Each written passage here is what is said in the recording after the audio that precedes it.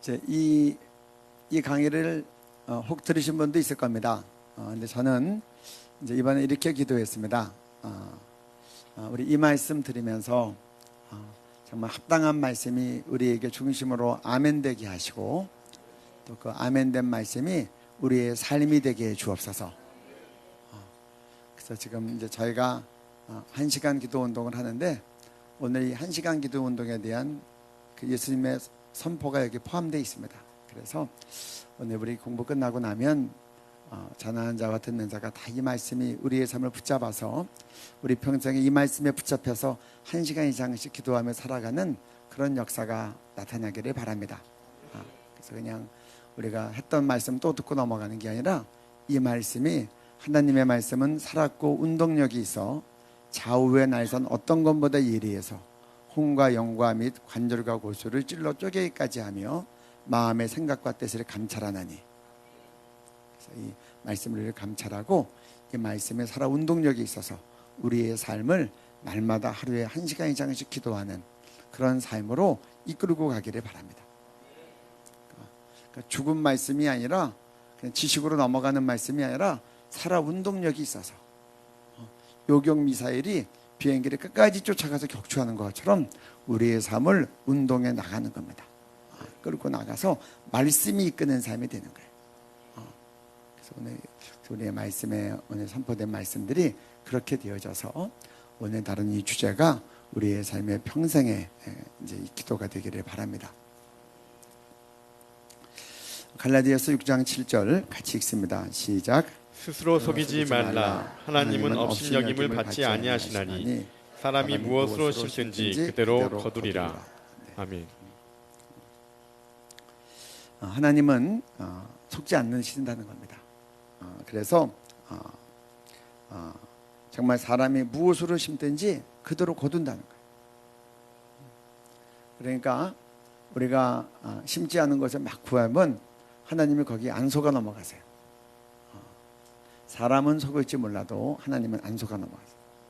그래서 왜 이런 일이 생겼습니까? 그러면 네가 심은 대로 거둔 거다. 주님은 그렇게 말씀하시는 거예요. 이것은 우리의 일상 원리에도 그렇게 나타납니다. 그래서 우리말에 콩 심은 데 콩 나고 팥 심은 데 팥 난다는 말이 있어요. 여러분, 우리가 사과를 심었는데 배가 열립니까? 그래서 참 우리 영적으로 굉장히 중요한 거예요. 우리가 무엇을 심는지가 중요해요. 저는 이 심는 것을 생각할 때마다 저희 외할머니가 늘 생각이 나요. 우리 외가댁에 가면 아주 오래된 큰 감나무가 있었는데, 이 감이 가을이 되면 얼마나 많이 잘 열리는지 몰라요. 나무가 좋으니까 홍시가 열리는데, 우리 외할머니가 그걸 다 따가지고 우리 외할머니, 우리 어머니부터 시작해서 그 자녀들한테 이거를 다 보내시는 거예요. 그러면 우리는 옛날에 겨울에 이제 이런 거 보관할 데가, 냉장고가 없었잖아요. 제가 어렸을 때 그 다락에다가 놓으면 겨울이 되면 이 다락이 추우니까 얼어요. 그러면 그 공기로 그 홍시를 떠다가 그렇게 퍼먹었어요. 그런데 여러분, 그 수백 알이 열리는 큰 감나무, 뭐 심었어요? 감씨 하나 심었어요. 그런데 그것이 5년 지나고 10년 지나니까 좋은 알이 맺히더니, 그것이 수십 년이 지나니까 아주 큰 나무가 돼서 거기서는 아주 좋은 알이 몇백 알씩 열리는데, 그게 해마다 열리는 거예요. 여러분, 옥수수 먹죠? 옥수수 그 조그만 거 하나 심으면 옥수수에 옥수수가 알이 몇 개나 붙어 있습니까? 수백 개가 붙어 있죠? 여러 개씩 나오죠? 참 우리가 생각해야 될 중요한 것은 하나를 심어서 하나를 나오는 게 아니라, 그래서 우리가 잘 생각해야 될 것은, 좋은 걸 심으면 좋은 게 이렇게 많이 나오고 해마다 나오는데, 거꾸로 나쁜 걸 심으면 어떻게 되세요? 악한 게 나오는데 해마다 나오는 거예요. 그래서 우리가 정말 무엇을 심냐가 매우 중요해요. 그래서 선교사님들에게서 이 땅에 와서 제일 먼저 뭘 심었어요? 이 교육의 씨앗을 심었어요. 그랬더니 배제학당에서 이승만, 서재필, 김소월 등등 아주 우리 대한민국을 이끌어가는 인재들이 쫙 나오잖아요. 그런데 만약에 여기서 악한 소굴을 만들어 놓으면 악한 사람들이 나오는데 해마다 나올 거 아니에요. 그래서 우리가 무엇을 심냐가 매우 중요해요. 영적인 면으로 가면 여러분 우리가 정말 이 영적인 사회에서 우리가 이 영적 전쟁에서 죄를 이기고 세상을 이기고 마귀를 이기려면 어떻게 하면 이겨요?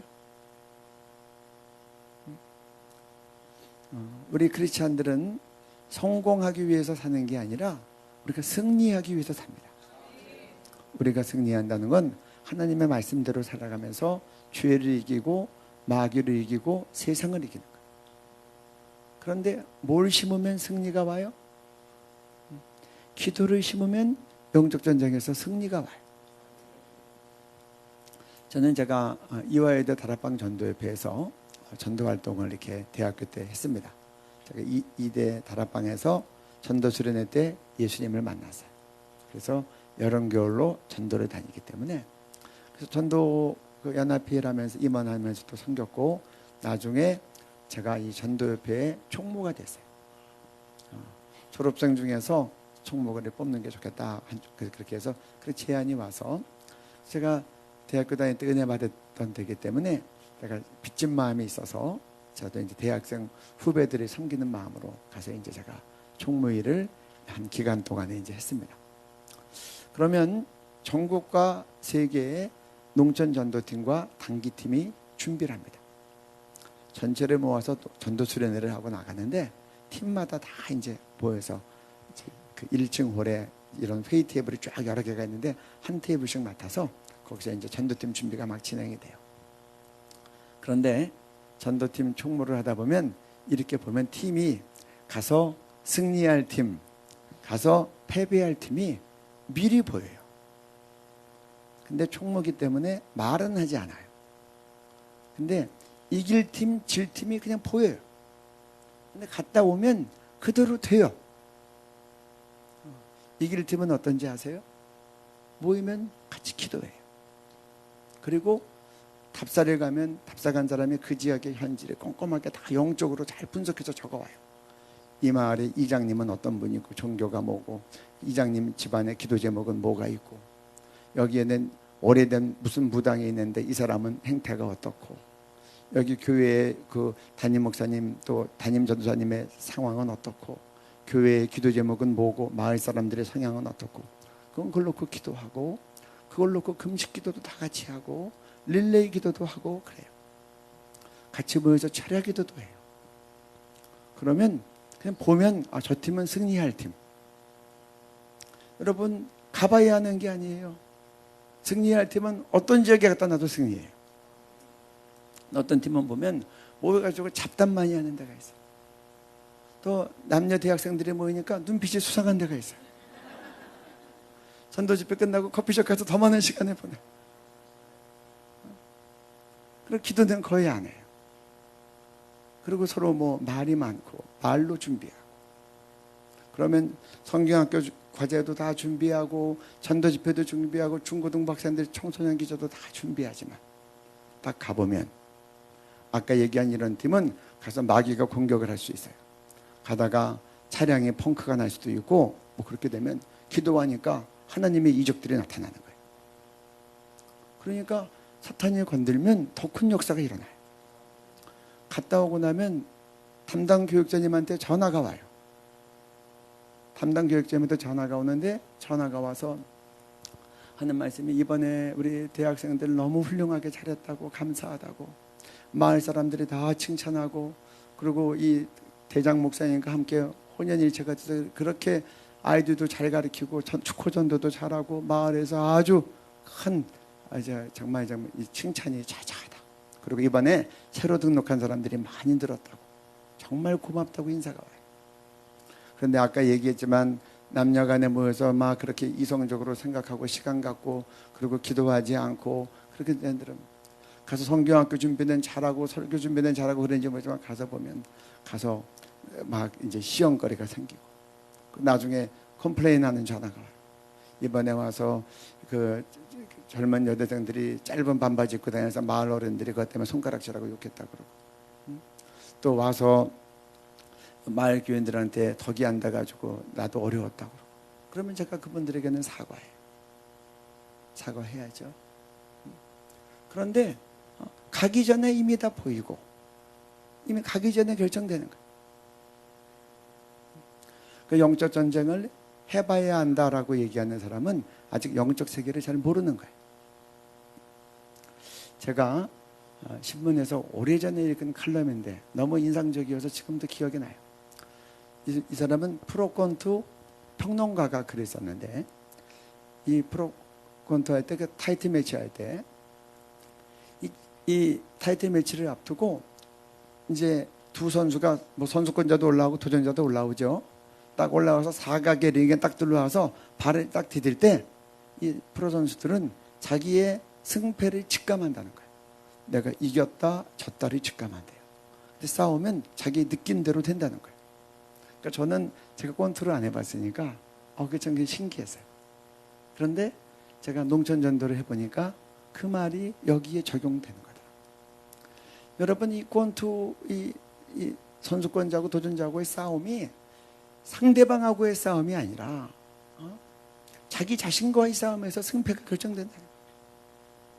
그래서 이 시합 날짜가 결정이 되면 몇 달 전부터 계속해서 줄넘기를 하고 아침에 일어나면 달리기를 하고 샌드백을 치고 스파링을 하고 조져야 되는 음식을 계속 먹고 이렇게 잘 성실하게 충성되게 한 사람들은 당일날 딱 링에 올라가서 첫 발이 들이면서 이겼다라고 느낀대요. 근데 싸우면 이긴다는 거예요.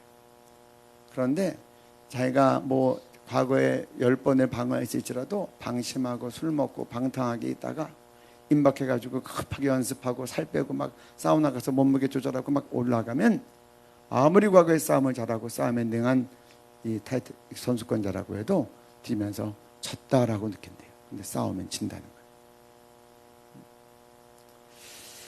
여러분 우리가 이것을 오늘 우리가 실제로 이제 예수님의 삶 가운데서도 볼 것입니다. 여러분 영적 전쟁은 우리가 기도를 심어서 승리를 거둡니다. 근데 그 심는 것은 여러분 우리가 오늘 심어서 오늘 거둡니까? 여러분 우리가 오늘 심어서 오늘 거둬요? 아무리 배고프다고 우리가 3월 달에 못 심었는데 5월 달에 추수합니까? 기다려야 돼요. 그리고 과수를 심으려면 적어도 10년은 기다려야 먹을 만한 좋은 가수들이 나오는 거예요. 또 사람을 심었으면 적어도 우리가 30년, 40년은 기다려야 그 열매를 보는 거예요. 그래서 우리가 영적으로 종류가 있는데 때에 맞게 심어야 되고 때를 인내해야 되고 그리고 그 승리의 열매도 인내의 기간과 함께 간다는 겁니다. 저는 제가 이제 대학교 2학년 때 주님을 영접하고 이제 신앙생활을 한다고 했는데 저는 예수님처럼 닮아보고 했는데 안 되더라고요. 죄도 안 지어보려고 했는데 죄를 안 지을 수가 없고 자꾸 저는 넘어지고 꺾어지고 엎어지는 거예요. 그래서 제가 군대에 있을 때 군종으로 있으면서 한 기간을 이걸 놓고 제가 계속 묵상하고 씨름한 적이 있어요. 예수님도 우리랑 똑같은 인간의 몸을 입으셨는데 예수님은 왜 흠도 점도 없는 완벽한 인생을 사셨는데 나는 왜 안 되나? 나는 왜 안 되나? 그것 때문에 정말 심각하게 고민했어요. 지금은 이제 만성이 돼서 고민을 안 하는데 그때만 해도 청년회 때 순수한 열정이 있어서 나도 참 바르게 잘 살아보고 싶은데 왜 나는 예수님처럼 이렇게 온전한 삶을 못 살까? 그러면서 예수님의 인생을 스크린을 이렇게 몇 번을 쭉 했어요. 예수님의 삶의 전기가 사복음서 아닙니까? 사복음서를 머릿속에 쫙 훑어보는데 어느 날 하나님께서 저에게 이렇게 성강처럼 딱 저에게 마음의 깨달음을 주시는데 예수님의 기도라는 것이 딱 마음에 꽂히더라고요. 그래서 복음서에 나와 있는 예수님의 그 기도의 모습을 다시 한번 쭉 면면히 봤어요. 예수님의 이 전기라고 할 수 있는 사복음서는 매우 간략하게 써 있기 때문에 그 가운데서 우리가 자는 것들을 좀 잘 살펴볼 필요가 있었다고 생각했어요. 먼저 성경 속에 나타난 예수님의 기도를 보면 첫 번째 40일 금식 기도가 나옵니다. 누가복음 4장 1절하고 2절을 같이 읽습니다. 예수께서 성령의 충만함을 입어 요단강에서 돌아오사 광야에서 40일 동안 성령에게 이끌리시며 마귀에게 시험을 받으시더라. 이 모든 날에 아무것도 잡수시지 아니하시니 날수가 다함에 줄이신지라. 여러분, 예수님이 요단강가에서 세례받고 나서 그의 공생애를 시작하는데 예수님의 공생애의 첫 시간은 성령에 이끌려 이 광야에서 40일 동안 마귀에게 금식한 다음에 마지막에 마귀한테 시험을 받은 거예요. 이번에 우리 이스라엘 단기팀이 이스라엘 광야 지역을 갔습니다. 그 광야가 얼마나 뜨거운 해가 장렬하는 곳에서 예수님이 40일을 금식하시고 또 금식이 끝나니까 마귀에게 시험을 받았다고 되어 있습니다. 예수님은 공생애가 시작할 때 그가 세례받고 공생애가 시작할 때 첫 일이 40일 금식 기도를 했어요. 예수님 생애가 길지 않으세요. 3년 반 살으셨는데 그 공생애 시작하면서 첫 40일을 금식 기도하고 시작했어요. 여러분, 예수님 사랑하시죠? 예수님 닮기 원하시죠? 그럼 40일 금식 기도도 닮기 원하시죠? 소리가 확 줄었어요. 예수님 닮기 원한다면서요. 뭐 닮아요? 뭐? 귀신 쫓는 것만? 야이로의 딸 살리는 것만?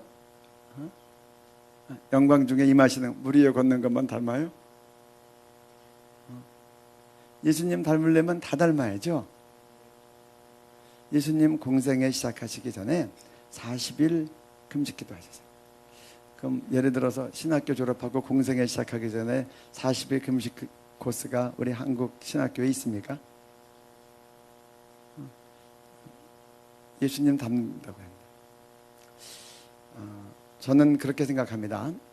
우리가 공적으로 중요한 직분을 맡고 공적 사역을 시작하기 전에 금식기도 하고 시작하는 것은 예수님적이다, 그렇게 생각해요. 제가 어떤 교회가 장로 임직하기 전에 담임 목사님이 그 피택된 장로들을 다 데리고 같이 금식기도를 하셨다 그래서 감동이 됐어요. 정말 성경적이다. 그러니까 저는 그렇게 생각해요. 우리가 예수님 다는 못 담아도 10분의 1만 담자. 그러면 4일 금식은 해야 될 것 같아요. 특별히 이 중요한 직분 맡고 시작하면서 그게 우리 예수님 그게 구체적으로 닮아 나가는 거 아니에요? 청년들 새롭게 임원이 뽑히면 데리고 같이 기도원에 가서 적어도 하루라도 금식해야죠. 임기 시작하기 전에. 그러면 예수님 40분의 1 닮은 거예요. 그리고 예수님 닮는다는 것이 구체적인 좀 실제로 이렇게 나타났으면 좋겠어요.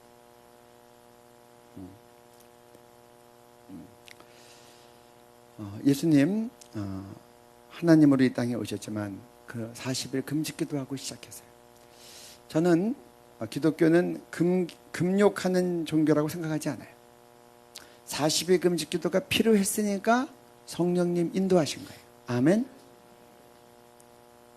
우리는 다 깨닫지 못해도 예수님의 공생애를 하려면 시작 전에 적어도 40일 금식기도가 필요하니까 하나님이 그렇게 성령님 통해서 성령에 이끌려서 그렇게 하신 거예요.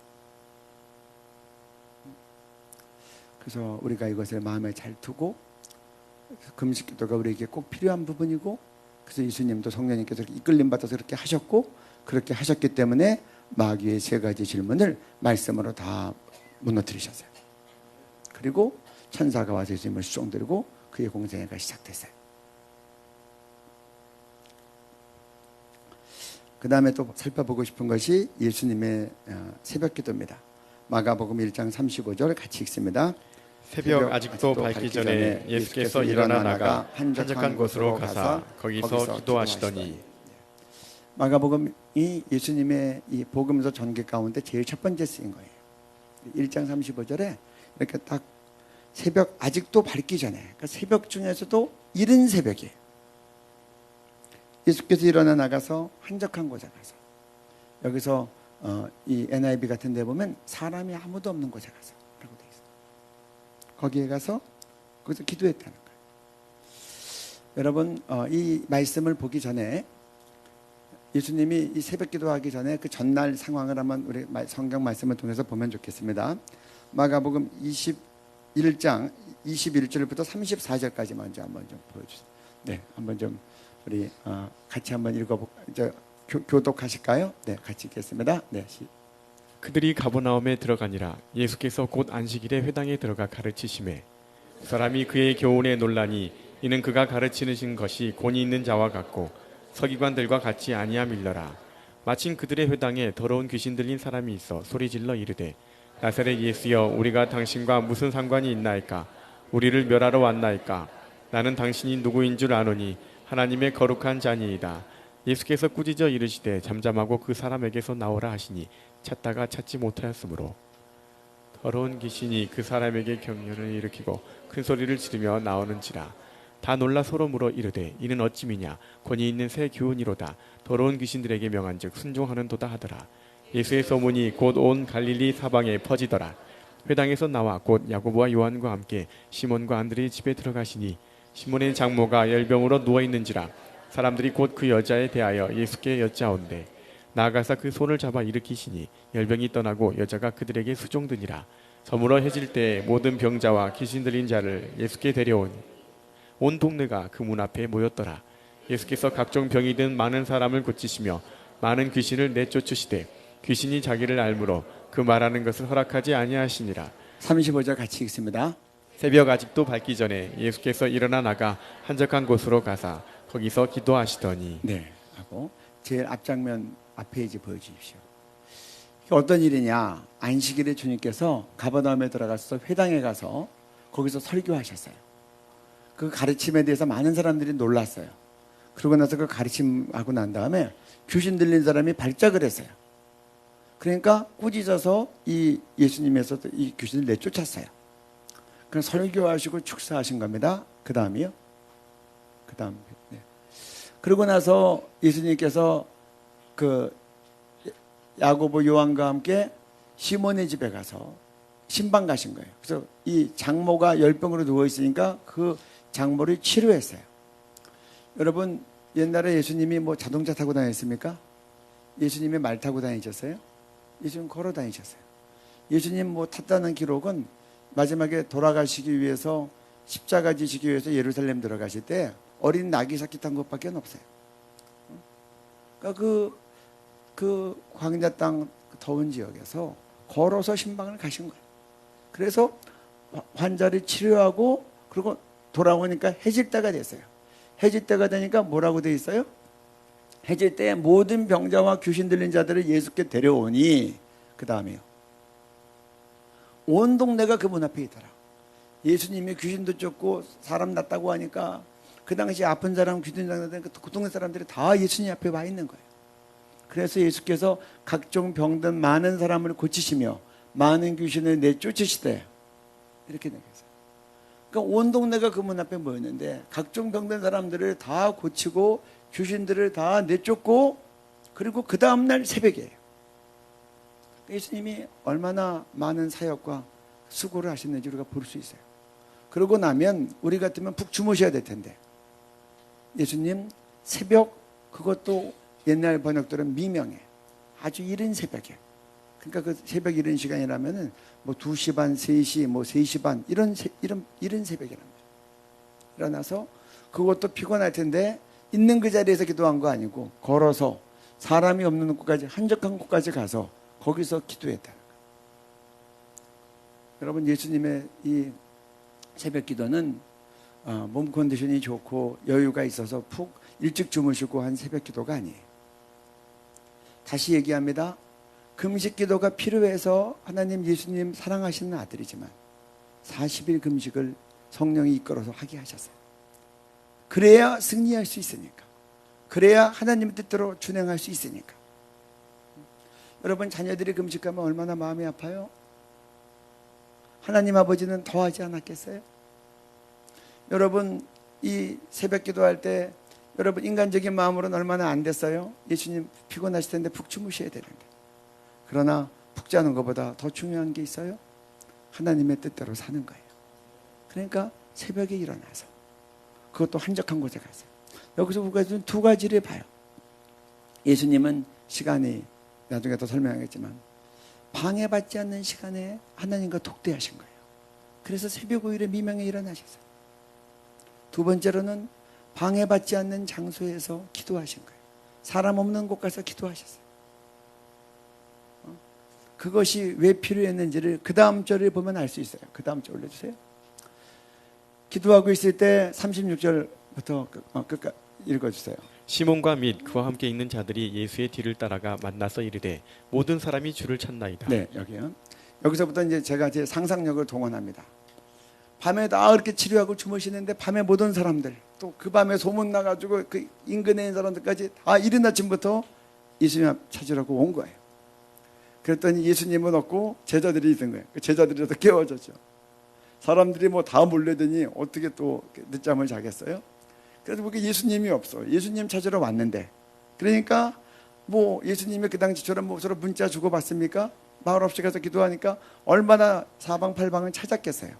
그래서 한적한 곳에 있는 그 조용한 곳에서 혼자 하시는 예수님을 찾은 거예요. 그러니까 시몬과 및 그와 있는 자들이 예수의 뒤를 따라가서 만나서 예수님을 찾아가지고는 모든 사람이 주를 찾나이다.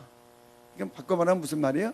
빨리 사람들이 기다리고 있으니 빨리 가서 사역해야 됩니다. 이 말이에요. 사람들이 이렇게 찾아서 지금 큰일 났어요. 여러 군데 사람들이 꽉 모여 있어요. 빨리 가서 또 이제 귀신 쫓고 병 낫고 하셔야 됩니다. 근데 예수님이 뭐라 그러세요? 38절 말씀 읽습니다. 이르시되 우리가 다른 가까운 마을들도 가자. 거기서도 전도하리니 내가 이를 위하여 왔노라 하시고. 예수님이 그 말 듣고 다시 그 가버나움에 있는 그 집으로 돌아갔어요? 아니면 다른 데로 가셨어요? 새벽 기도하시는 분은 다른 거예요. 우리 같으면 많은 사람이 나를 찾아? 으쌰으쌰 하고 가서 또 내가 가서 곧바로 치료해주고 귀신 쫓고 다 병 낫게 해야지. 사람들이 나를 필요로 하는데. 그런데 예수님은 사람들의 필요에 따라 움직이지 않았어요. 그래서 지금 뭐라 그러셨어요? 다른 가까운 마을들로 다른 마을들로 가자. 거기서도 전도하리니 내가 이를 위해서 왔다. 여러분 기도하는 사람은 사람들의 명예와 사람들의 요구와 사람들의 니드에 끌려다니지 않아요. 그 성인왕화처럼 이렇게 뭐라고 얘기해요? 다른 마을들로 가자. 거기서도 전도해야 하리니 내가 이를 위해서 왔다. 자기의 부르심대로 가는 거예요. 기도하지 않으면 이렇게 한대요. 여기저기서 또 사람 많이 모이는 데서 또 아주 멋진 데서 와달라고 요청이 오면 사람들이 어이구 나를 필요로 하네 하고 막 달려가는. 주님은 수많은 필요 가운데 있었지만 그렇지만 그는 하나님의 뜻을 이루기 위해서 살았고 그것이 가능했던 것은 그 많은 사역의 한복판에서도 아직도 이른 새벽에 사람이 없는 한적한 곳에 가서 기도하셨기 때문에 하나님과 독대하시니 사람에 끌리지 않고 하나님의 뜻대로 이끌림 받는 삶을 사신 거예요. 저는 우리 한국교회가 새벽 기도가 있는 것은 매우 좋은 전통이고 축복의 통로라고 생각합니다. 새벽에 막 문자 보내고 전화하는 사람은 별로 없잖아요. 그러니까 우리 목사님들이 새벽 기도하면서 교인들도 은혜를 받지만 목회자들도 새벽 기도 때문에 자기의 영혼이 사는 거예요. 이게 한국교회의 큰 축복의 통로예요. 이 새벽 기도가 한국교회에 계속 유지되고 있는 것은 매우 감사한 일이에요. 예수님 새벽 기도 하셨어요. 어떤 분은 그래요. 한국교회 새벽 기도의 전통이 길손주 장로님이 이렇게 무속을 했는데 거기서 새벽에 일어나서 하는 그런 것 때문에 이렇게 됐다라고 하는데 예수님이 새벽 기도 하셨어요. 두 번째로 예수님의 차례 기도와 산기도를 보겠습니다. 누가복음 6장 12절 13절 말씀입니다. 같이 읽습니다. 이때 예수께서 기도하시러 산으로 가사 밤이 새도록 하나님께 기도하시고 밝음에 그 제자들을 부르사 그 중에서 12를 택하여 사도라 칭하셨으니. 네. 여기 말씀에 보면 예수님께서 기도하시러 산으로 가서 밤이 새도록 하나님께 기도했다. 밤이 새도록. 또 다른 번역에 보면 밤이 맞도록. 밤이 새도록이란 말은 여러분 밤이 다 가서 밝은 아침이 오는 것을 표현할 때 우리가 밤이 샜다는 말을 쓰는 거예요. 그러고 나서 밝으니까 그 제자들을 불러서 그 중에서 12명을 사도로 택했어요. 그러니까 12명 사도로 택하기 전에 올 차례 하시고 택한 거예요. 여러분 예수님 사역 가운데 가장 중요한 거 두 가지를 꼽으라면 뭘 꼽으시겠어요? 여러분들. 네? 뭘 꼽으시겠어요? 여러분 같으면. 저 같으면 첫 번째로는 예수님 십자가 사건을 꼽고 싶어요. 예수님 우리 구원하기 위해 이 땅에 오셨잖아요. 십자가에 달려 돌아가시고. 그리고 이제 부활은 하나님의 권능으로 일어난 일이고. 그리고 또 다른 것은 예수님이 무리 사역도 하셨지만 예수님이 12명의 제자를 뽑아서 제자 사역하셨어요.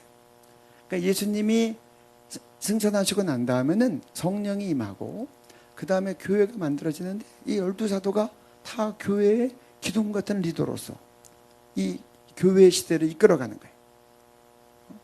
그러니까 예수님이 떠나시고 난 다음에 예수님 밑에서 제자 훈련 받았던 예수님으로부터 가르침 받았던 그 제자들을 통해서 이 이제 성경이 쓰여지고 그리고 하나님 나라가 계속 지속되어지고 이제 마지막 다시 오실 주님을 준비하는 거예요.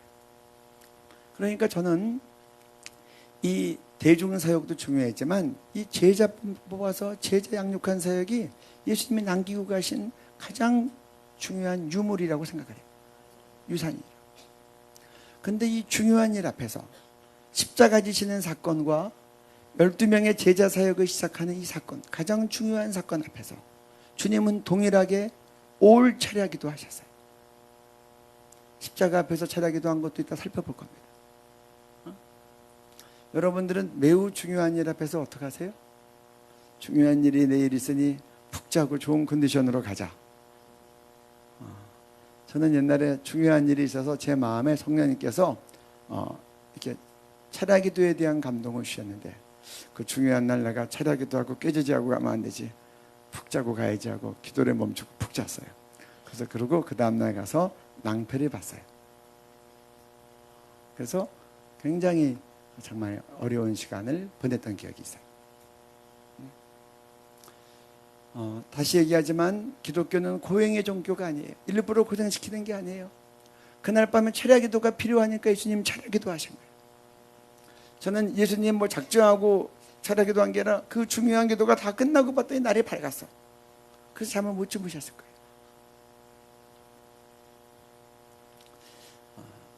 그래서 정말 우리가 예수님 닮는다는 것은 우리도 중요한 일 앞에서 밤이 새도록 기도해서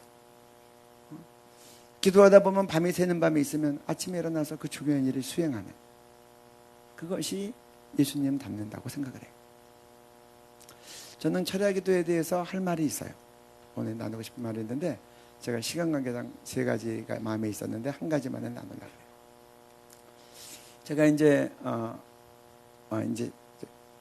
대학교 다닐 때 선교단체에서 전도하다가 이렇게 생활했더니 군대를 갔더니 저를 대대군종을 시켜서 제가 대대에서 대대교회는 군목님이 안 계세요. 그래서 제가 이제 거기서 담임 전도사처럼 그렇게 이제 군목님이 한 달에 2번 주일 예배 설교하고 가시면 안 오실 때는 제가 설교해야 되고 수요 예배, 뭐 새벽 예배, 뭐 그런 거 섬겼어요.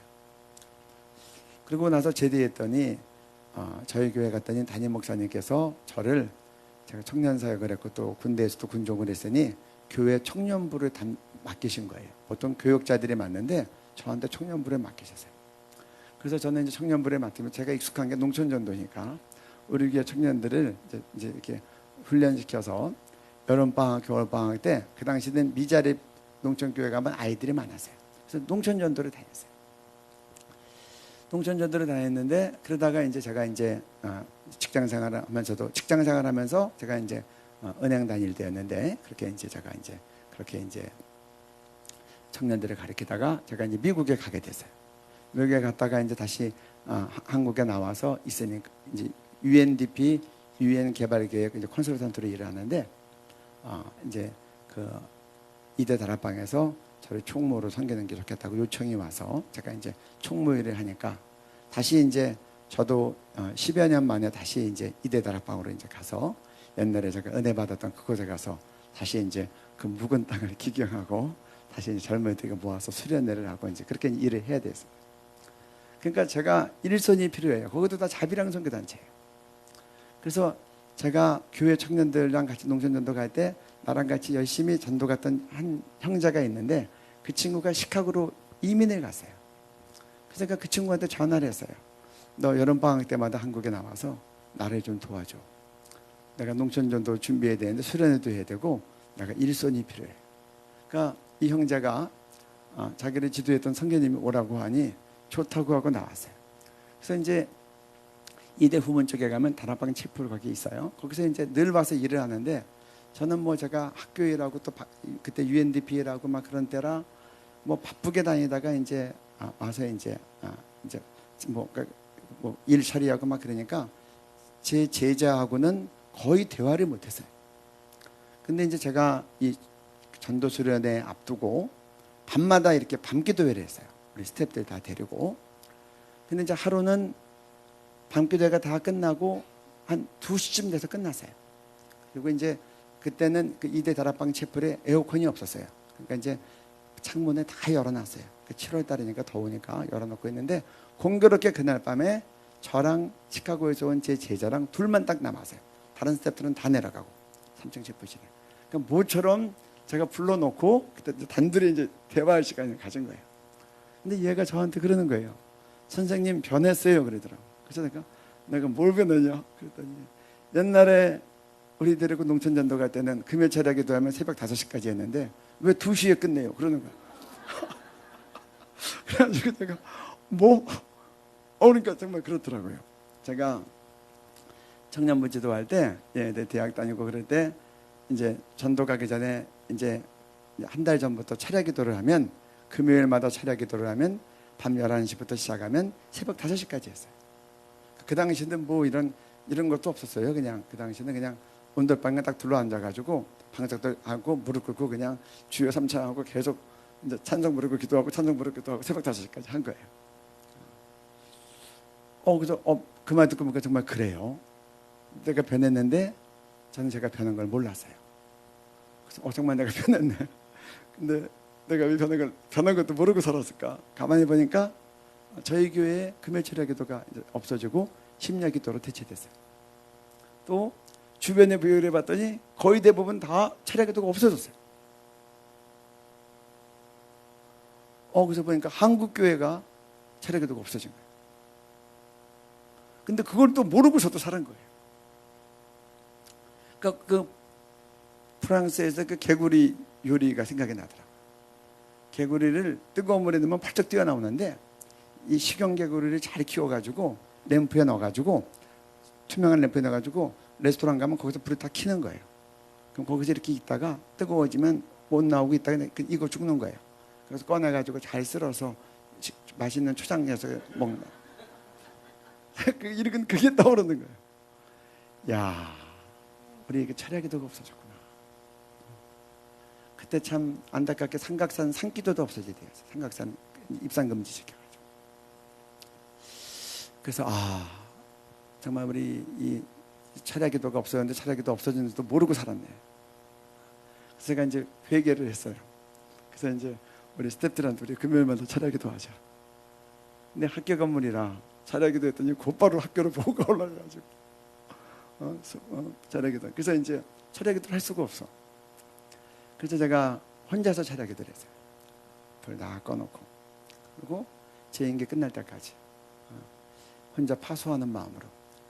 그래서 그때 제 마음에 참 와닿았던 게 정말 예수님 철야기도 하셨는데 그리고 한국교회가 철야기도 했는데 저는 한국교회의 영적 부흥의 큰 동력이 하나는 새벽기도고 하나는 철야기도라고 믿어요. 그리고 우리가 대학교 다닐 때 토요일날도 학교 갔어요. 토요일날도 학교 가서 시험 봤어요. 근데 금요일날 철야기도 하면 옛날에는 철야 기도하면 집에 못 갔어요. 어르신들 아시죠? 왜 못 갔죠?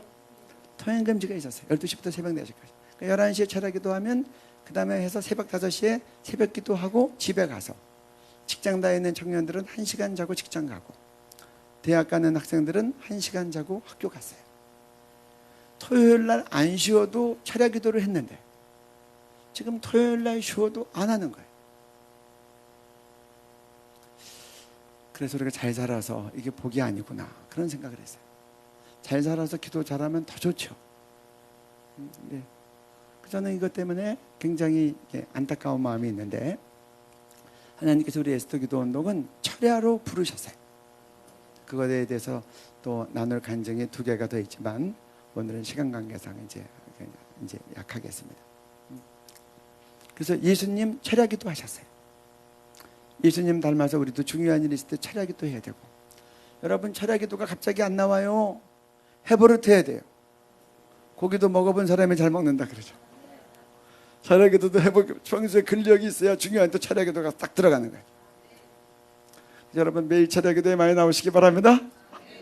금철에도 아주 작정하고 나오셔야 돼요.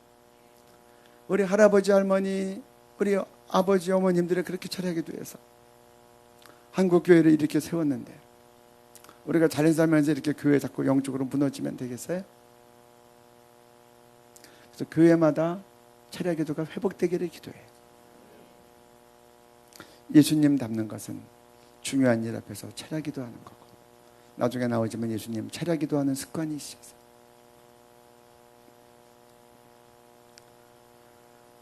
마태복음 14장 23절 같이 읽습니다. 우리를 보내신 후에 기도하러 따로 산에 올라가시니라. 저물매 거기 혼자 계시더니. 그 다음 말씀 마가복음 6장 46절 40 읽습니다. 우리를 작별하신 후에 기도하러 산으로 가시니라. 저물매 배는 바다 가운데 있고 예수께서는 홀로 무태 계시다가. 예수님은 사역 끝나고 나면 무리 보내신 후에 따로 산에 올라가셨어요. 저물매 거기서 혼자 기도하셨어요. 무리를 작별하시 기도하러 산에 가시고, 저물매 배는 가득 있지만 우리 제자들을, 사랑하는 제자들을 떼어놓고도 홀로 주님과 독대하셨어요. 저는 산기도가 회복되어야 된다고 생각을 해요. 예수님 산기도 하셨어요. 예수님 닮는다는 건 구체적으로 산기도 하는 거예요. 한국사는 기도하기도 좋아요. 유대에 가보세요. 기도하기 좋은 산이 별로 있나? 뽑을 소나무도 없어요. 저희가 청년 때는 그 선배 목사님들이 산에 가서 소나무 뽑아서 권능 받는다고 소나무 뽑으라 그래서, 정말 이제 부흥사님도 그런 얘기도 하시고, 그래서 산에 가서 정말 소나무 뽑으려고 힘을 많이 썼어요. 그리고 막 손껍질이 벗겨질 정도로 막 힘을 쓰기도 하는데 안 뽑히더라고요. 제가 또 재밌는 얘기도 있어요. 저랑 같이 전도 많이 다녔던 젊은 목사님 계셨는데, 이분도 소나무 뽑으려고 애를 썼는데 못 뽑으셨나 봐요. 한 번은 밤에 가서 한 기도원 산에 가서 소나무에서 뽑았는데 잘 뽑히더래요. 여러 개를 뽑았대요. 그래서 그 다음날 아침 먹었는데 기도원 원장님이랑 같이 자랑 삼아서, 내가 어저께 밤에 소나무를 여러 개를 뽑았다 그랬더니 원장님이 어디야? 그래서 거기라고 했더니, 야 이놈아 그거 어저께 심은 거야. 그래서 나는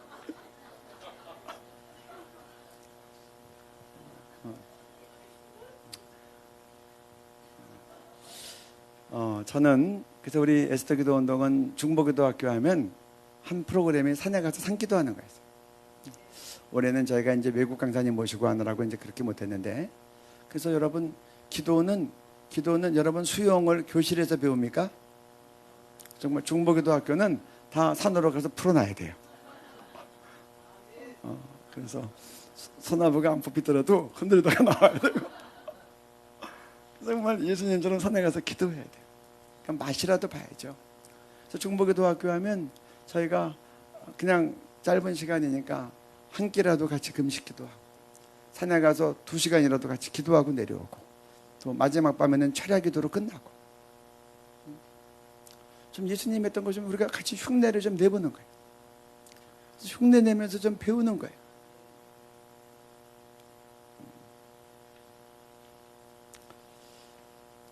그래서 우리는 정말 예수님 닮기를 원하고 예수님처럼 승리하기를 원하면 우리는 철야기도 해야 되고, 특별히 중요한 일 앞에서 철야기도 해야 되고.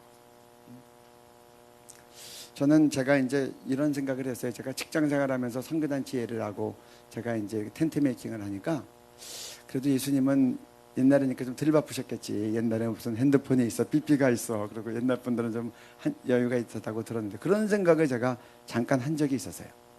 근데 예수님의 생애를 보니까 예수님은 지금 우리들보다 더 바쁘셨어요. 우리 성경 말씀을 좀 봅니다. 마가복음 3장 20절입니다. 같이 읽습니다. 집에 들어가시니 무리가 다시 모임으로 식사할 겨를도 없는지라. 식사할 겨를이 없다고 나와 있어요. 무리가 다시 모임으로 사람들한테 늘 치여 살으셨어요. 마가복음 6장 31절 같이 읽습니다. 이르시되 너희는 따로 한적한 곳에 가서 잠깐 쉬어라 하시니 이는 오고 가는 사람이 많아 음식 먹을 겨를도 없음이라. 예수님이 자기도 그렇지만 제자들도 예수님 따라다니면서 같이 사역을 돕다 보니 음식 먹을 겨를도 없으니까 잠깐 쉬어라 하시는 거예요. 예수님의 그 굉장히 단순하고 짧게 기록된 예수님 생애 가운데 식사할 겨를도 없었다는 말이 2번이나 나와요. 그러니까 예수님 식사할 겨를도 없었는데 기도하신 거예요. 예수님이 왜 식사할 겨를도 없으셨는가? 그 밑에 말씀 봅니다. 마가복음 6장 54절 55절 같이 읽습니다. 배에서 내리니 사람들이 곧 예수신 줄을 알고 그 온 지방으로 달려 돌아다니며 예수께서 어디 계시다는 말을 듣는 대로 병든 자를 침상째로 메고 나아오니. 여기 보면 어디 계시다는 말만 들으면 55절에 온 지방으로 달려 돌아다니며, 예수께서 어디 계시다는 말을 듣는 대로 병든 자를 침상째로 메고 나아오니. 그러니까 예수님한테만 가면 모든 병에 다 치료를 받고 귀신 들린 사람도 다 나니까 여러분들 가족의 마음이 얼마나 절절하겠어요. 그러니까 그냥 난침병이 있고 죽을 병이 있고 귀신 들린 자녀 있으면 그냥 온 지방을 달려다니다가 예수 계시다는 말만 들으면 짐상처럼 메고 나오는 거예요. 오죽하면 예수님 있는 집에 꽉 차서 들어갈 수 없으니까 이 지붕을 뜯고 사람을 내리잖아요. 그게 보통 일입니까? 여러분, 사람이 올라갈 정도로 지붕이니까 이거는 텐트가 아니에요. 그렇죠?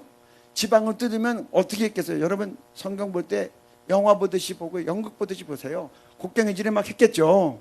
그럼 사람들이 꽉 찢어서 움직임도 못하는데 위에서 돌덩어리 막 떨어지면 밑에 사람들은 뭐가 되는 거예요? 야 이놈아 넌 양심도 없냐? 그런데 그냥 막 파는 거예요. 왜냐하면 내 친구 꼭 살려야 되니까. 내가 욕먹기로 결심한 거예요. 예수님이 그거 하도록 다 두신 거예요. 여러분 그게 제가 볼 때 이 천장을 다 뚫어서 지붕을 내리는 게 제가 볼 때 옛날 장비에 막 일반 사람들 올라가서 뚫어가지고 제가 한두 시간에 된 거 아닌 것 같아요. 그렇게 하도록 다 보이신 거예요. 그리고 뭐라 그래요? 친구들의 믿음을 보시고, 그렇게 돼 있어요. 보이는 믿음이에요. 예수님한테 가면 분명히 믿는다고 했으니까. 집주인이 가만히 있었겠어요? 집주인한테 뭐라 그랬겠어요? 내가 다 배상할게, 2배로 할게, 얘는 꼭 살려야 돼. 집주인을 감동시켰을 거예요. 그러니까 환자들을 사랑하는 사람들의 마음이 그랬다는 거예요. 그러니까 예수님이 어떻게 배견할 수가 없는 거예요.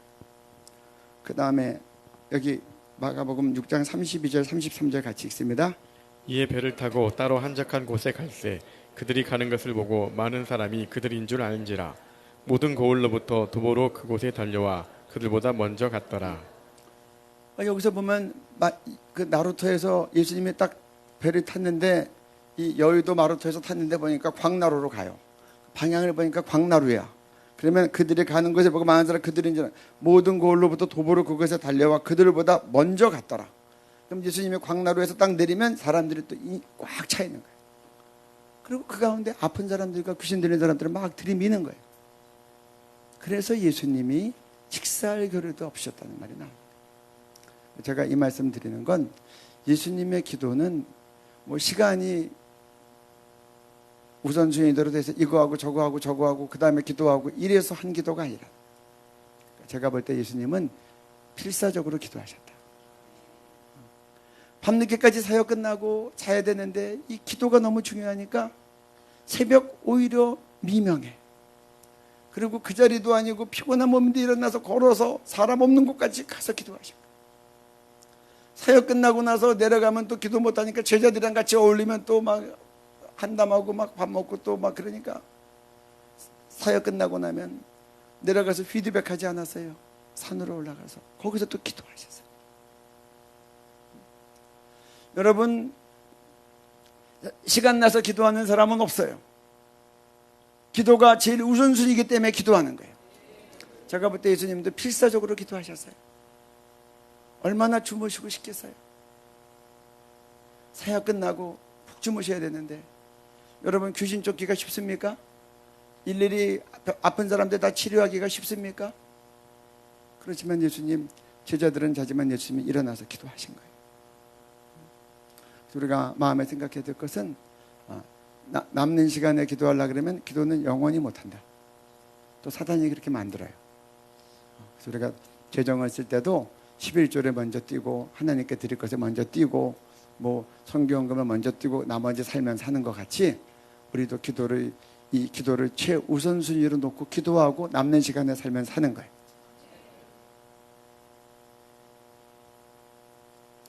저는 예수님께서 기도하실 때 어떤 일이 있었을까, 그것이 궁금했어요. 성경 두 군데를 보면서 이런 일들이 있었을 거라고 생각합니다. 요한복음 5장 18절 19절 말씀 읽습니다. 유대인들이 이로 말미암아 더욱 예수를 죽이고자 하니 이는 안식일을 범할 뿐만 아니라 하나님을 자기의 친아버지라 하여 자기를 하나님과 동등으로 삼으심이로라. 그러므로 예수께서 그들에게 이르시되 내가 진실로 진실로 너희에게 이르노니 아들이 아버지께서 하시는 일을 보지 않고는 아무것도 스스로 할 수 없나니 아버지께서 행하시는 그것을 아들도 그와 같이 행하느니라. 예수님이 안식일 날 환자들을 고치고 귀신을 쫓고 막 그러는 거예요. 그러니까 이것들 때문에 율법학자들과 이 서기관들과 이런 사람들하고 계속 논란이 붙고 이제 이 싸움이 일어나는데, 급기야 예수님께서 베데스다 연못에 가서 38년 된 환자를 일으키셨을 뿐만 아니라 그 침상을 들고 걸어가라 그랬어요. 이것이 이제 아주 큰 싸움이 이제 됐는데, 유대인들은 안식일 날 불도 안 켜요. 불 켜지 말라고 돼 있어요. 그러니까 전기 스위치도 안 눌러요. 전기 들어온다고. 그리고 엘리베이터를 탈 때 그 안식일은 버튼을 안 눌러요. 그래서 전층에다 쓰게 해요. 예전에 우리 에스더 기도 운동이 바이잼 교회에서 금요 차례를 할 때가 있었어요. 서대문에서. 그때 이스라엘 국회의원이 10분이 오셔가지고 에스더 금요 차례에 오신다는 거예요. 그래서 좋다고 그냥 같이 이렇게 우리 집회를 하자고 했는데, 금요일 날 돼서 못 오겠다고 왔어요. 왜냐하면 이스라엘의 이 안식일은 금요일 저녁부터 토요일 날 저녁까지예요. 그런데 금요 차례 때 오려면 그 롯데호텔 시청 앞 일주일 입구에 머물렀는데, 거기서부터 바이젠 교회까지 걸어오는데 차를 안 타고 그 거리가 안식일 날 걷는 거리를 넘어섰다는 거예요. 그래서 못 모였어요. 오시기로 했다가. 지금도 국회의원들이 공적인 자리에서 그렇게 얘기를 해요. 근데 옛날에 오죽했겠어요? 그리고 일정 무게 이상을 들어도 안 되는데, 옛날 침상이 얼마나 무거웠겠어요? 요즘같이 이렇게 뭐 알루미늄이나 가벼운 거 없잖아요.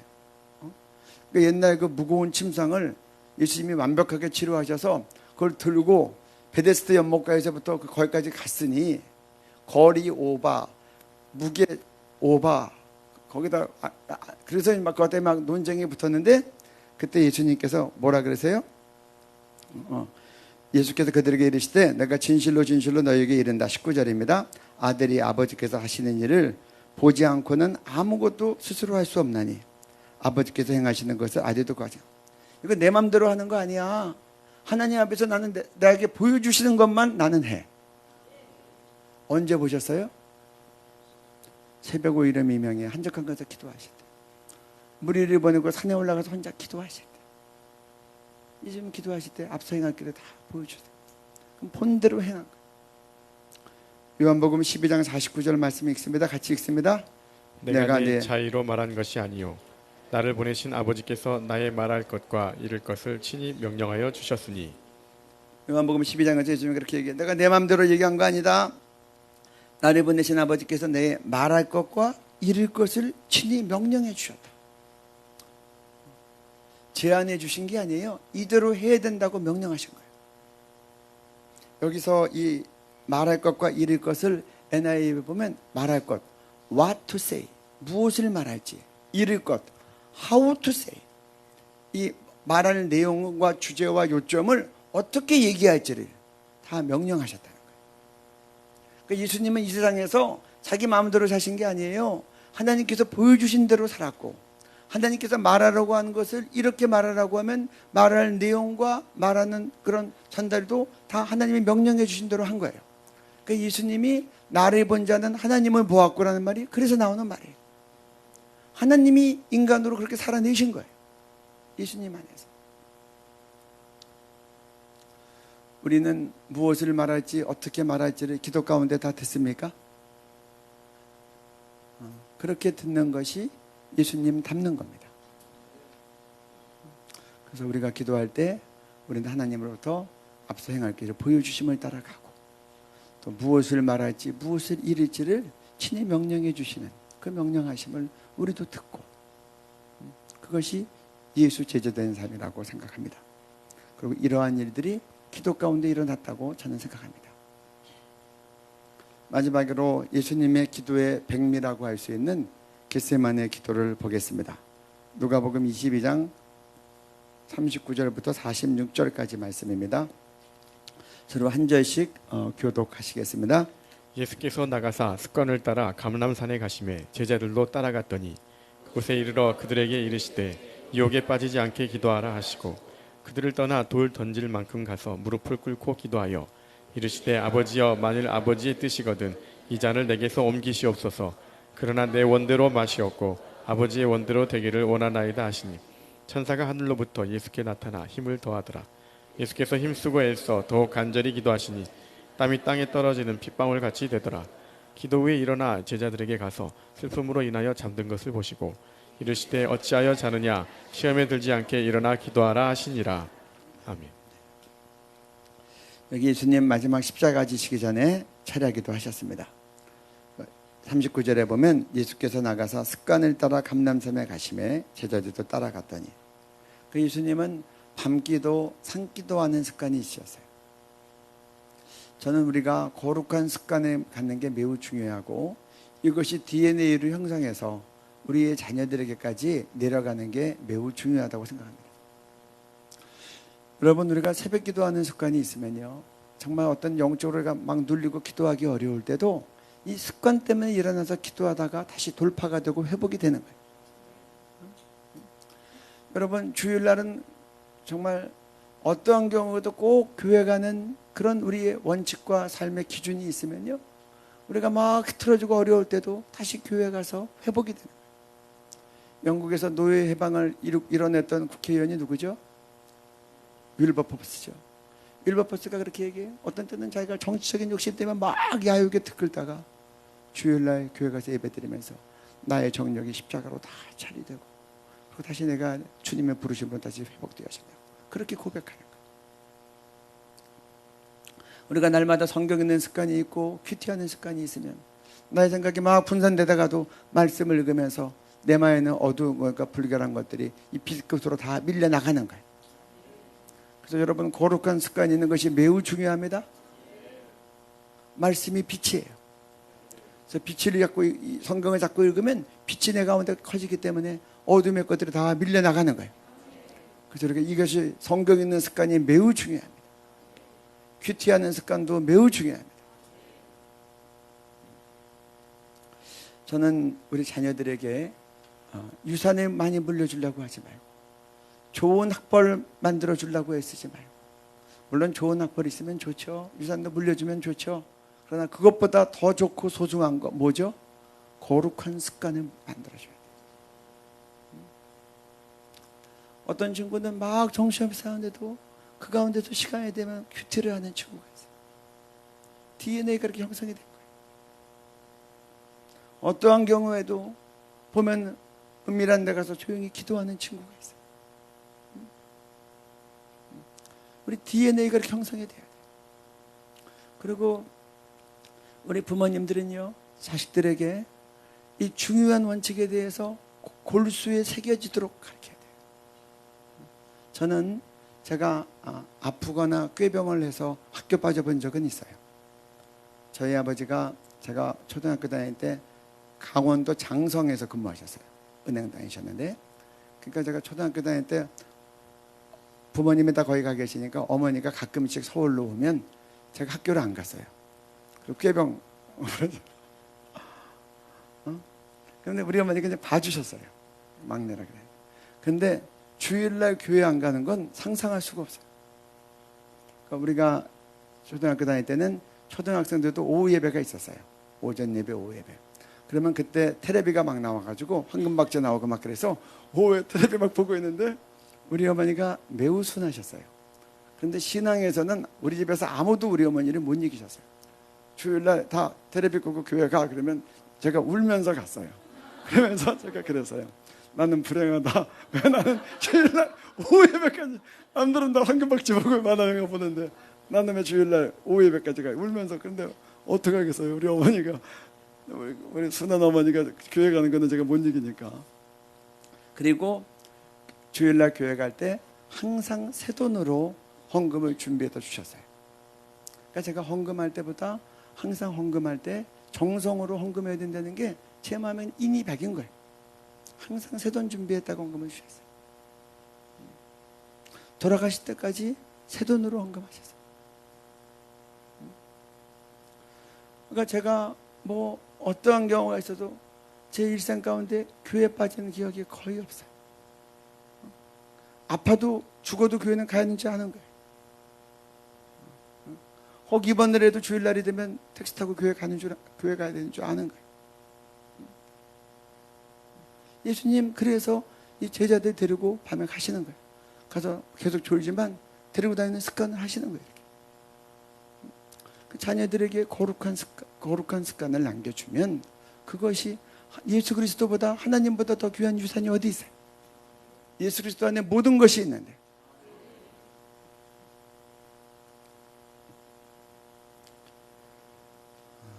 (41절에) 보면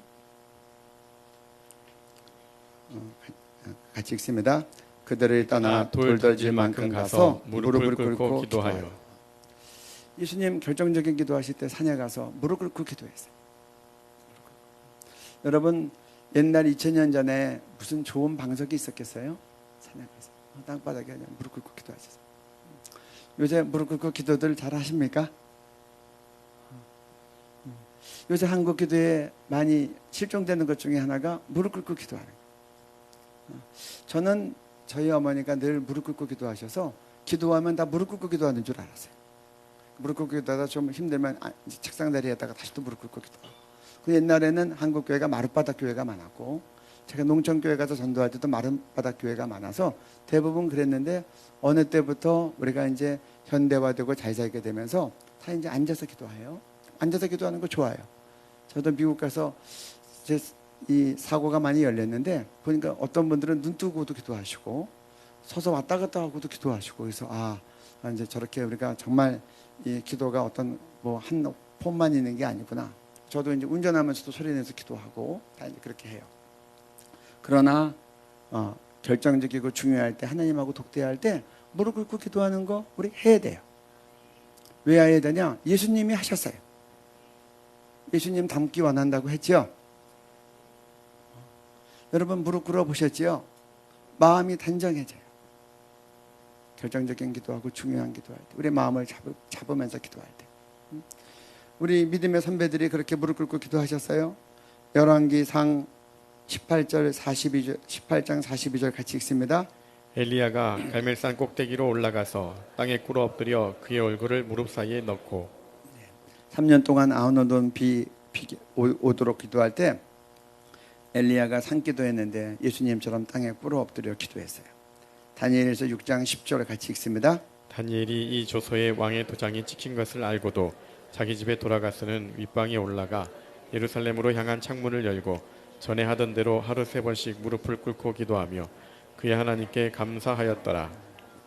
예루살렘을 바라보고 포로로 끌려간 다니엘이 예루살렘을 바라보고 기도할 때 사자굴에 들어갈 때도 굴지 않고 기도할 때 그가 하루에 3번씩 무릎을 꿇고 기도했어요. 사도행전 20장 36절 37절 읽습니다. 이 말을 한 후 무릎을 꿇고 그 모든 사람들과 함께 기도하니 다 크게 울며 바울의 목을 안고 입을 맞추고. 이제 마지막으로 예루살렘으로 가면서 이제 이 사도 바울이 이번이 마지막이라고 생각을 해서 밀레도 항구에서 잠깐 머물 때 자기가 생명을 들여 사역하고 섬기고 세웠던 에베소 장로들을 다 불렀습니다. 그리고 그들에게 앞으로 있을 일에 대해서 장래를 예언하고 권면하고, 그러고 나서 무릎을 꿇고 모든 사람들과 함께 기도하고 다 크게 울며 마지막 이 만남을 이렇게 가졌어요. 사도 바울이 사랑하는 자기 제자들 마지막 만남하고 권면하고 축복할 때 무릎을 꿇고 그렇게 기도하고 같이 나눴어요. 그래서 무릎을 꿇고 그 모든 사람들과 함께 기도하니라고 되어 있어요. 그래서 저는 실제적으로 우리가 무릎 꿇고 기도해야 되겠다고 생각합니다.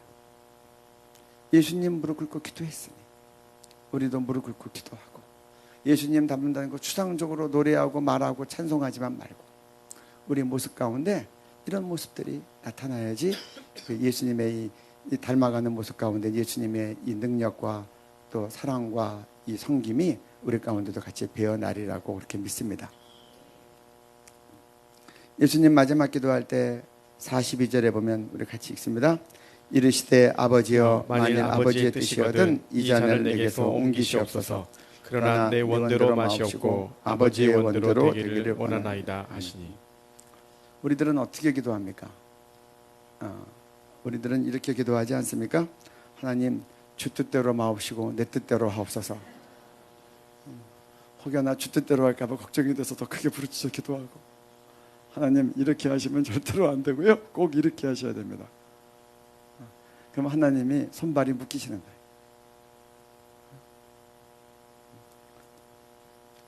예수님 그 십자가 앞에서 정말 피하고 싶은 그 수욕의 십자가 앞에서 예수님 인생 가운데 딱 한 번 의사 표현이에요. 할만하시게도 이 잔을 내게서 옮기시옵소서. 마지막에 결정권을 주님께 올려드려요. 그러나 내 뜻대로 마옵시고 아버지 뜻대로 하옵소서. 여러분 그 십자가가 보통입니까? 여러분 십자가 생각해 보세요. 십자가보다 더 끔찍한 처형이 있습니까? 그 고통과 수욕을 다 견뎌, 그걸 앞두고 예수님은 모르고 당하는 것도 아니고 다 아시고 당하는데 얼마나 마음이 힘들으셨겠어요.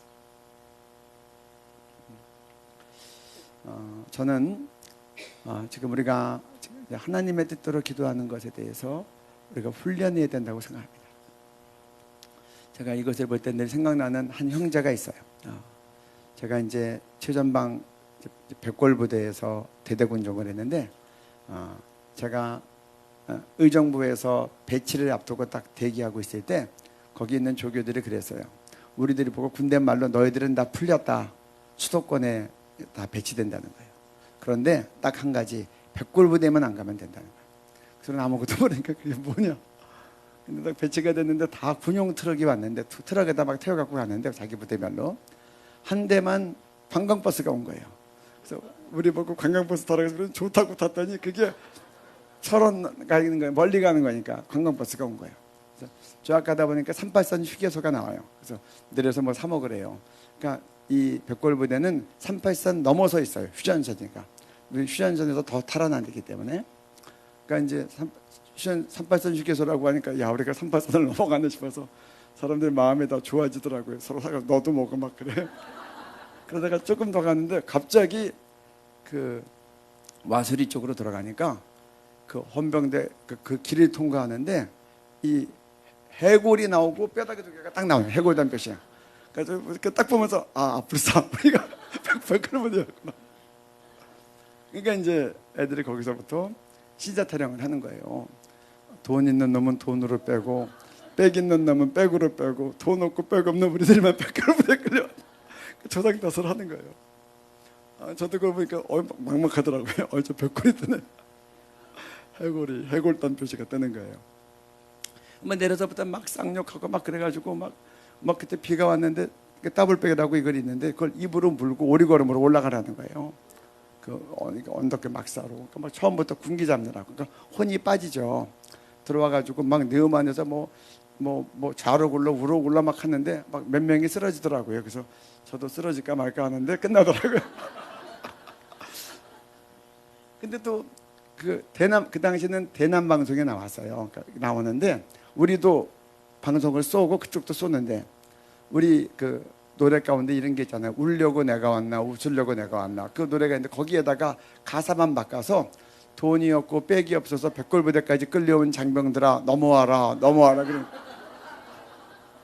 이제 제정신이 또 안 넘어가지만 비 오는 날 막 어려울 때 사고 치거나 그러면 그런 말 들으면 이렇게 헷가닥하면 넘어가겠더라고요. 그럼 넘어가면 부대에서는 큰일 나죠. 뭐 장성들 책임자 소대장 뭐 구속되고 뭐 위에 지휘관들 다 승진길 막히고 막 그렇게 되죠. 그래서 제가 이제 그 대대군종을 하면서 하는 일이 뭐였냐고 하면 신병이 오면 상담을 하는 거예요. 철책부대이기 때문에 잘못하면 월북하면 큰일 나니까. 그래서 문제가 있으면 문제사병을 지휘관에게 직접 보고하게 돼 있어요. 대대장님한테. 그러면 대대장이 문제사병은 별도 관리를 해서 월북을 하거나 그런 일이 없도록. 근데 뭐 오면은 처음에 그냥 사실 이렇게 나중에 다 건강하게 제대하고 인생에 좋은 그런 훈련이 되는데 뭐 올 때는 얼마나 이제 그 부담이 되고 어렵겠어요. 그러니까 오면은 다 이렇게 기가 죽어 있어서 저는 면담할 때마다 이 아이들 격려하기 바빴어요. 야, 여기 와서 우리 고생하면 더 우리가 인생에 더 이제 우리 더 연륜이 깊어지고 좋아지는 거야. 뭐 그러면서 격려하기 바빴어요. 근데 딱 한 명 딱 면담하는데 저는 백골부대 온 것을 하나님께 감사합니다. 그래서 깜짝 놀랐어요. 여러분 자식 보내놓고 다 어떻게 해요? 우리 자식 편한 데 가게 해달라고 다 기도하잖아요. 근데 얘가 딱 그 말 하나님께 감사합니다. 그래서 얘기를 들어보니 자기가 딸도 없고 무녀 동남이에요. 딱 아들 하나였는데 옛날이니까 이제 자식이 많을 때인데 딱 혼자니까 귀한 아들이죠. 딸도 없이. 근데 이 엄마가 그렇게 미신을 섬긴다는 거예요. 무당이랑 단짝이라는 거예요. 허구한 미신을 섬겨서 이 아들은 예수 믿어가지고 엄마랑 늘 영적으로 갈등이 있는 거예요. 그런데 이제 하루는 군대 가기 전에 엄마가 오더니 너 군대 좀 쳤더니 아주 힘든 데 간다 그래서 내가 복채를 많이 주고 네 군대점을 바꿨다. 복채가 돈이에요. 무당한테 주는 돈. 그래서 넌 편한 데 갈 거다. 그래서 그 말 딱 듣자마자 이 아들이 그랬다는 거예요. 엄마, 나 지금부터 내가 제일 힘든 부대 가도록 기도할 테니까 내가 힘든 부대 배정됐다고 들으면 그때부터 무당 끊고 교회 가요. 그리고는 이 아이가 갔는데 논산으로 배치받았대요. 훈련 받을 때부터 계속 기도했대요. 하나님, 저는 제일 힘든 부대 가게 해주세요. 그래서 의정부에 갔더니 우리랑 똑같은 거예요. 조교가 너희들은 수도권에 배치된다. 백골부대만 안 가면 된다. 그래서 얘는 그때부터 백골부대 배치에게다가 기도했다는 거예요. 그러더니 앞불사 백골부대 왔다고. 제가 딱 한 명, 제가 군대 생활 면담하면 딱 한 명 그렇게 봤어요. 그러니까 어머니 영혼이 구원을 받는 거예요. 여러분, 우리 편한 거 찾으면 전도가 안 돼요. 우리 시댁 식구들 전도하려면 내가 십자가 져야 돼요. 우리 가까운 식구들, 친지들 전도하려면 내가 손해보고 그들에게 섬김을 줘야 돼요. 나 편한 거, 나 유익하고 내 아파트 당첨되는 것만 놓고 기도해가지고는 우리 가족 전도도 안 되는 거예요.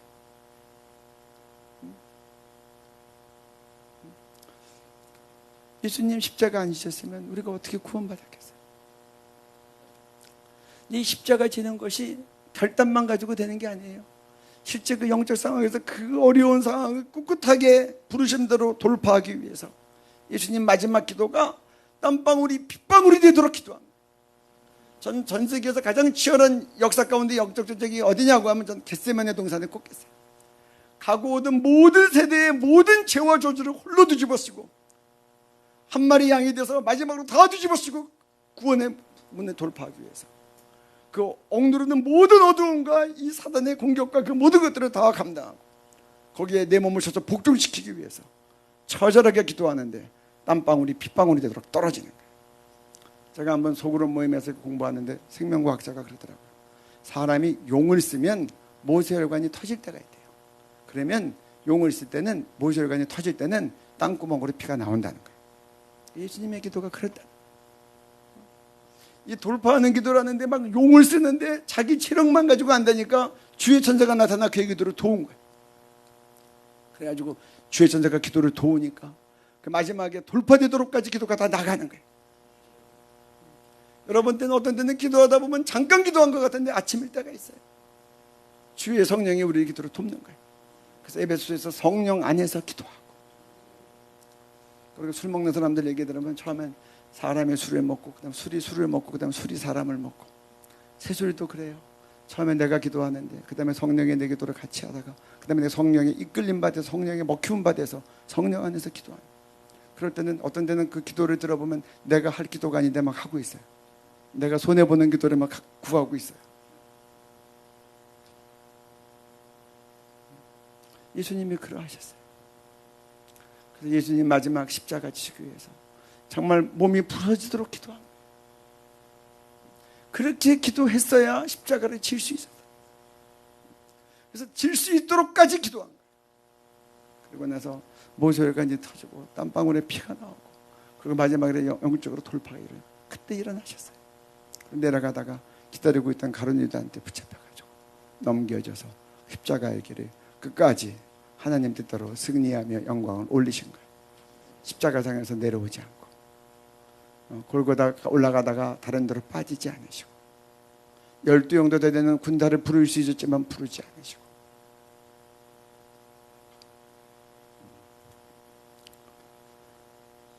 예수님 마지막 제자들에 대한 사랑과 섬김을 봅니다. 예수님 그 처절한 기도하는 와중에서도 제자들을 계속 챙기시는 거예요. 우리 왜 사탄의 유혹과 시험에 빠집니까? 누가복음 22장 40절 말씀 같이 읽습니다. 시험에 들지 않기를 기도하라. 예수님 기도하다 말고 와서 제자들이 자고 있으니까 깨운 거예요. 야, 시험에 들지 않게 기도해. 이제 날 밝으면 이제 아주 엄청난 일이 있어. 너희들이 지금 기도 안 하면 시험에 빠져. 기도하다 자니까 46절에서 또 그러셨어요. 같이 일어나요? 같이 읽으시겠습니다. 시험에 들지 않게 일어나 기도하라. 한 번만 깨운 게 아니에요. 와서 또 깨웠어요. 예수님이 왜 깨웠어요? 여러분들 사랑하는 자녀가 잠들면 깨우고 싶어요?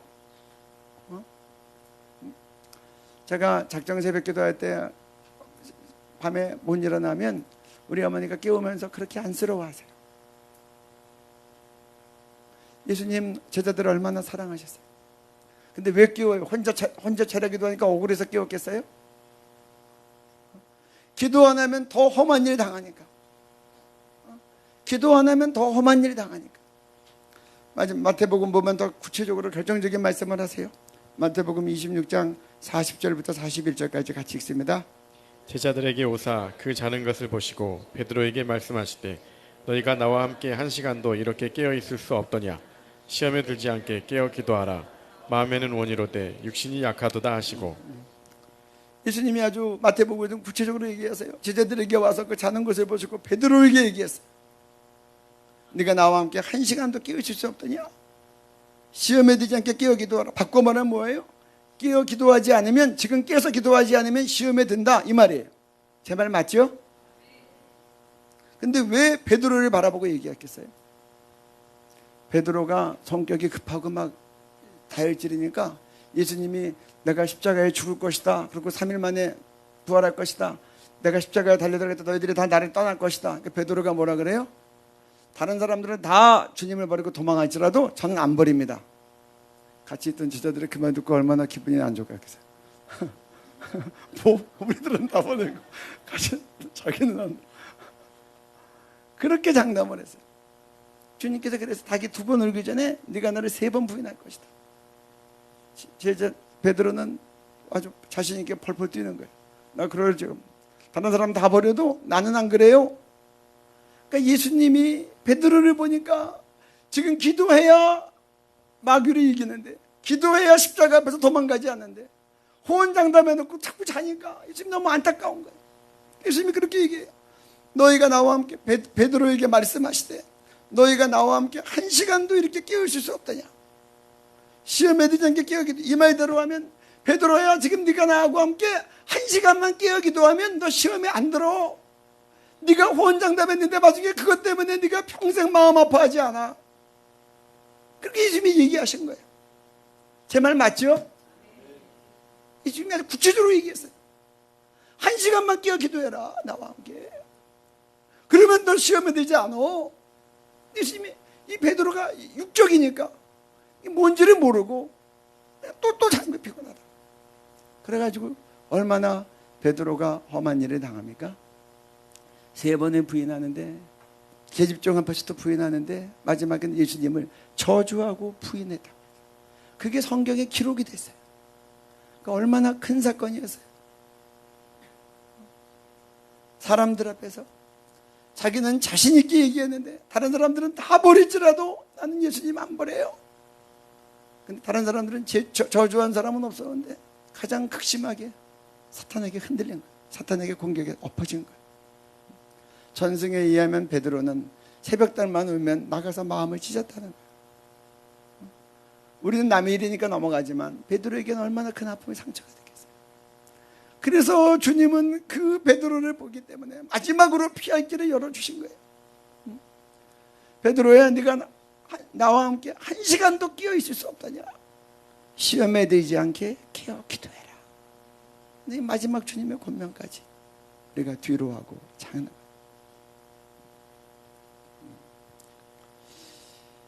여러분, 우리가 영적 전쟁에서 왜 집니까?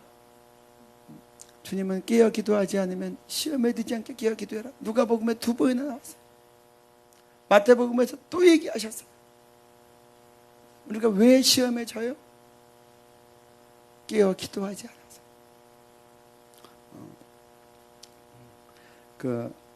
여기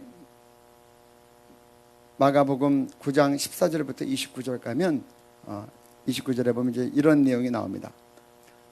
예수님이 변화산상에 있을 때 귀신 들린 아이를 제자들한테 데리고 왔어요. 귀신을 쫓았는데 안 나가요. 여러분들 귀신 쫓아보셨습니까? 귀신 쫓을 때 안 나가면 얼마나 민망한지 아십니까?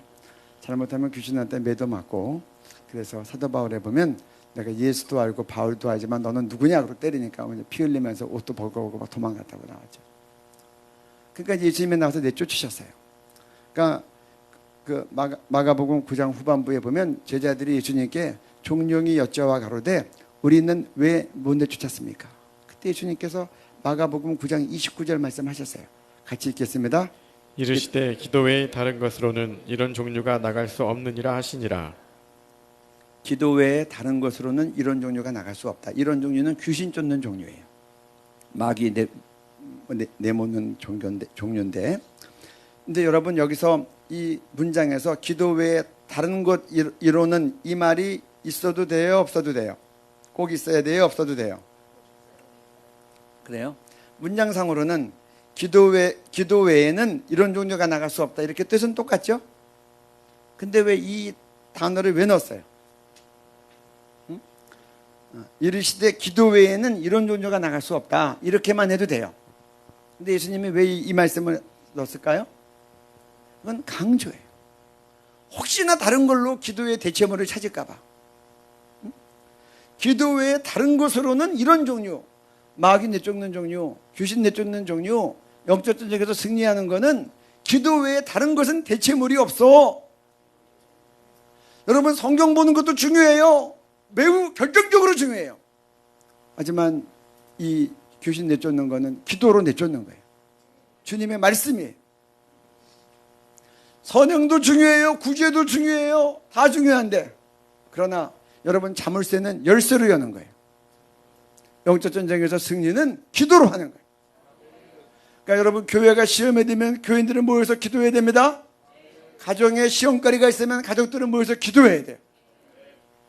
음부의 권세가 이기지 못하는 교회의 권세가 있어요.